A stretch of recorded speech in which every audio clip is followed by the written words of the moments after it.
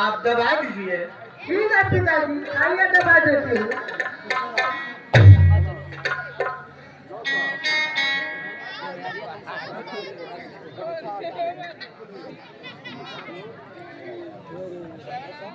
नमस्कार सेठ साहब। नाजो, अरे हो नाजो, सुन रही हो?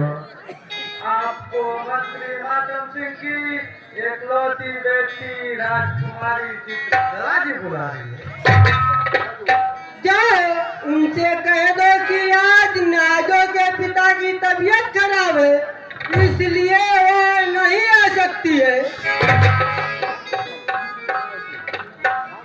राजकन्या का बेटी ना बात ठुकराना, मेरा चिंता छोड़ के बेटी तुम जाओ।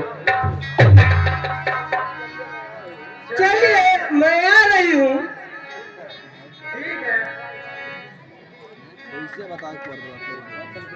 ठीक है बेटी, जाओ, मेरा चिंता मत करना।